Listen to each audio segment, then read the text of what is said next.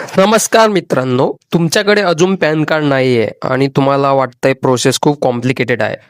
तर हा व्हिडिओ शेवटपर्यंत बघा, कारण आज मी तुम्हाला सांगणार आहे महाराष्ट्रामध्ये नवीन पॅन कार्ड कसे करायचे, कुठले डॉक्युमेंट्स लागतात, किती फीस लागते आणि मोबाईलवरूनच अप्लाय कसं करायचं. एक छोटीशी चूक तर पॅन कार्ड रिजेक्ट होऊ शकते, म्हणून हा व्हिडिओ स्किप करू नका, शेवटपर्यंत बघा. मी संपूर्ण माहिती देणार आहे या व्हिडिओमध्ये.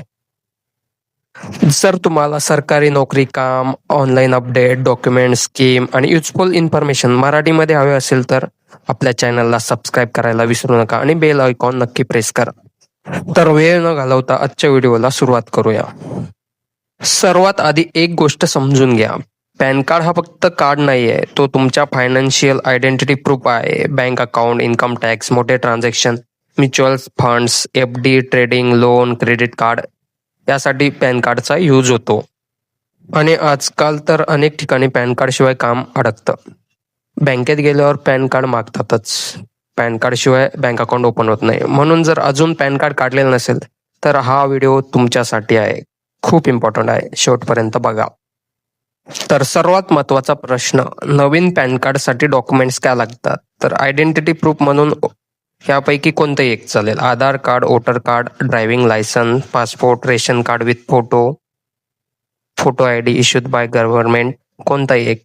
माझ्या मते सगळ्यात महत्त्वाचं डॉक्युमेंट्स म्हणजे आधार कार्ड. आधार कार्ड जोडले तर तुमचं पॅन कार्ड आरामशीर निघून जाते. तर पत्त्याचा पुरावा म्हणून काय द्यायचा? Address proof. यापैकी कोणतं चालतं? Aadhaar card, electricity bill, water bill, bank statement, postpaid mobile bill, passport, driving licence, gas connection book. इथे पण आधार कार्डवर तुमचा ॲड्रेस जर बरोबर असेल तर आधार कार्डच जोडावे, नसेल तर अदर ऑप्शन आहे तुमच्याकडे. थर्ड, तुम्हाला डेट ऑफ बर्थ प्रूफ, जन्मतारखेचा पुरावा. तर इथे पण तुम्ही birth certificate, 10 marksheet, leaving certificate, passport, Aadhaar card, driving licence. इथे एक चूक लोक खूप करतात. आधारवर नाव एक आणि मार्कशीटवर एक, मग ॲप्लिकेशन रिजेक्ट होण्याचे कारण समोर येतात. शक्यतो तुम्ही आधार कार्डवर ची डेट ऑफ बर्थच टाकायला पाहिजे. बऱ्याच लोकांचं मार्कशीटवर वेगळं नाव असतं, आधार कार्डवर वेगळं नाव असतं, त्यामुळे बरेच ॲप्लिकेशन रिजेक्ट होतात. तर तुम्ही फॉर्म भरताना, डॉक्युमेंट जोडताना ती काळजी घ्यावी. काही गोष्टी मी समजू शकतो की व्हिडिओ खूप लॉंग होतोय, बट काही इम्पॉर्टंट गोष्टींची माहिती असणं गरजेचं आहे, म्हणून मी ही माहिती सांगतोय. बरेच लोक डायरेक्टली फॉर्म भरायला जातात, मग त्यांचं ॲप्लिकेशन होल्ड होतं, रिजेक्ट होतं. पूर्ण माहिती न घेता डायरेक्ट फॉर्म भरू नये, माझं असं म्हणणं आहे. तर बघा, तुमचा आधार आणि मोबाईल नंबर जर लिंक नसेल तर ऑनलाईन पॅन अप्लाय करताना OTP व्हेरिफिकेशनमध्ये प्रॉब्लेम येऊ शकतो.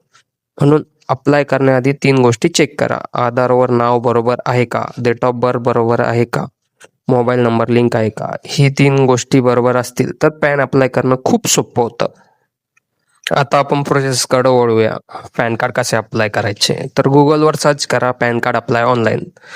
तुम्हाला 2 मेजर ऑप्शन दिसतील. प्रोटीन म्हणजे आताची जी नवीन NSDL आणि UTI ह्या 2 ऑफिशियल वेबसाईट आहेत. त्यापैकी तुम्हाला कोणतीही वापरता येते. तुम्हाला जी योग्य वाटेल ती वेबसाईट तुम्ही यूज करू शकता. त्यानंतर new PAN for Indian citizen किंवा अप्लाय फॉर न्यू पॅन हा ऑप्शन सिलेक्ट करा.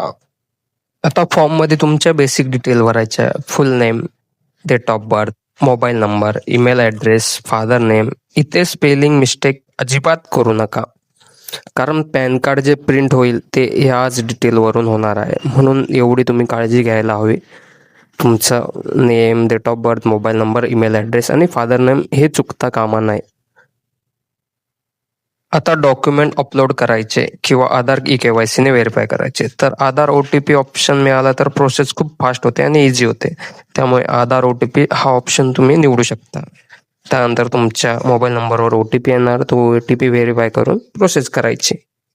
आतापर्यंतची जी होती ती बेसिक माहिती. आता मी फायनली संपूर्ण तुम्हाला लाईव्ह प्रोसिजर करून दाखवतोय. बघा, आता अशी प्रोसिजर असते.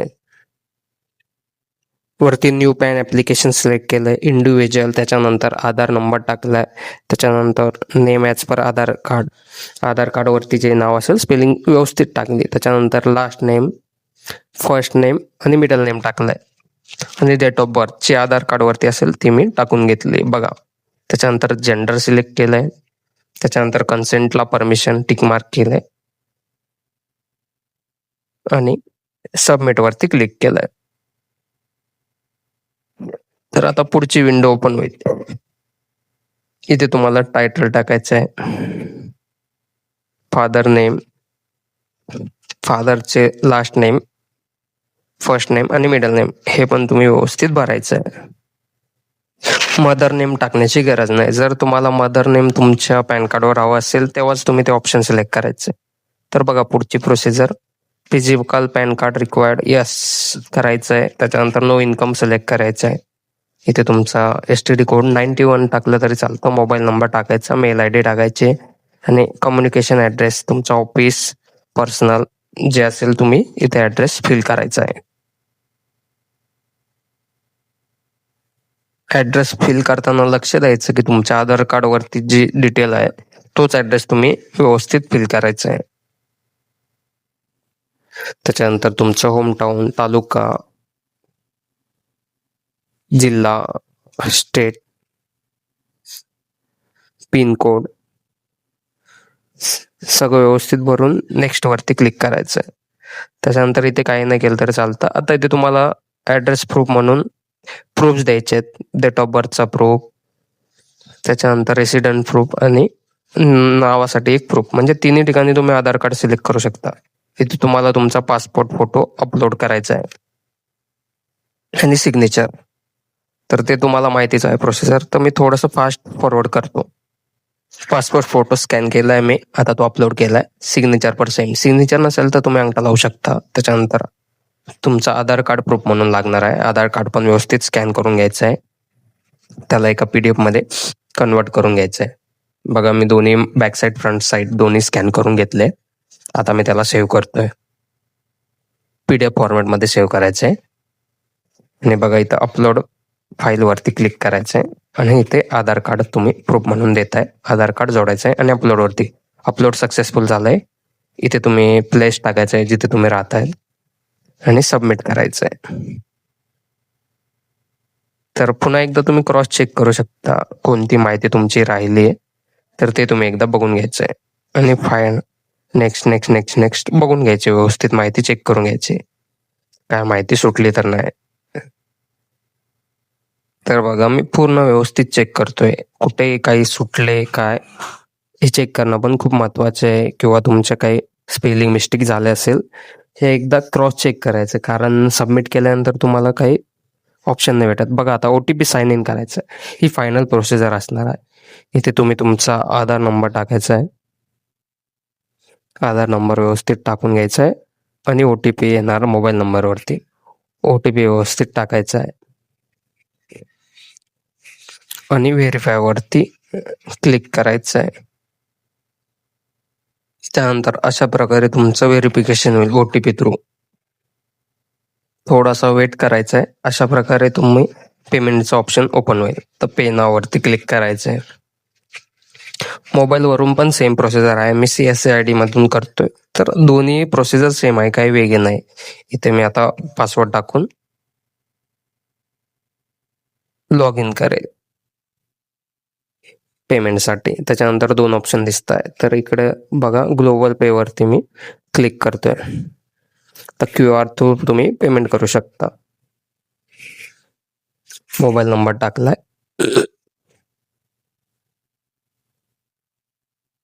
₹107 जे पेमेंट आहे तुम्ही QR थ्रू ते पेमेंट करायचं आहे. कन्फर्म पे वरती क्लिक करून QR स्कॅन करून तुम्ही पेमेंट करायचं आहे. तर पेमेंट केल्यानंतर असं कन्फर्मेशन पेमेंट म्हणून दिसेल. थोडंसं वेट करायचं आहे. त्याच्यानंतर पेमेंट सक्सेसफुल झालंय अशा प्रकारे तुम्हाला शो होईल. त्यानंतर E-साइन डायरेक्टिंग हे अशा प्रकारची तुम्हाला रिसिप्ट बिल याची प्रिंट आउट तुम्ही काढून घ्यायची आहे आणि स्टेटस तुम्ही चेक करत राहायचं. तुम्हाला मेलवरती स्टेटस कळत राहणार आणि तुमची मेन कॉपी 15 दिवसात तुम्हाला घरपोच मिळणार. नक्कीच व्हिडिओ आवडल्यास लाईक शेअर